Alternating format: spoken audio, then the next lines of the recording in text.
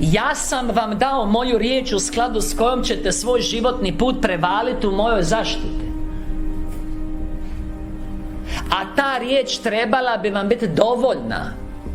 Čak ako često i ne razumijete zašto morate ići tim putem. Slušaj, i dalje ne razumijemo. Samo se naučite vjerovati.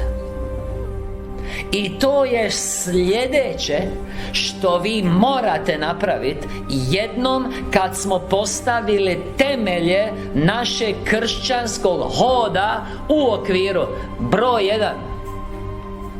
Meni je tvoja riječ dovoljna. To znači ne tražim ništa i nikog drugog. Stoga, broj 2, imam je neprestano pred očima.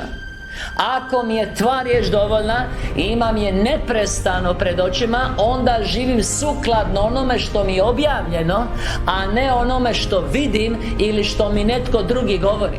Jer u protivnom ja hodam u gledanju, a ne po vjeri.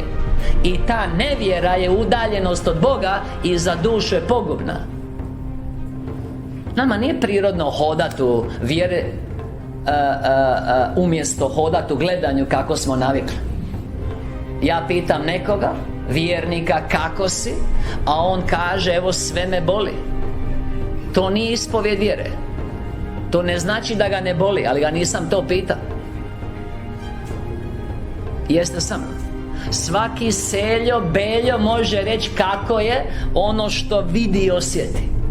Ali treba vjerničko srce da kaže unatoč tome ono što piše i da mu je to življe nego ono što osjeti ili vidi. Znaš gdje ćeš završiti u gledanju? Pa tamo gdje su Adam i Eva završili kad su im se oči otvorile. Koje? Pa zatvorile duhovne i samo prirodne otvorile. A to je van raja. Tamo slušaš zmiju, volimo te Isuse. Pazi,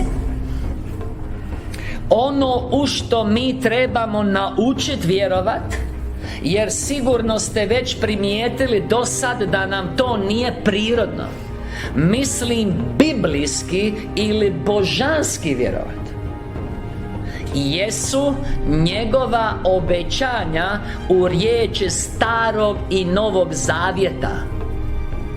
Posljedica čega je da On, Otac Isus, može djelovati u našem životu na blagoslov bez da prisili našu volju. Jer to je bit njegovog obećanja, da nas pripremi i otvori za djelovanje,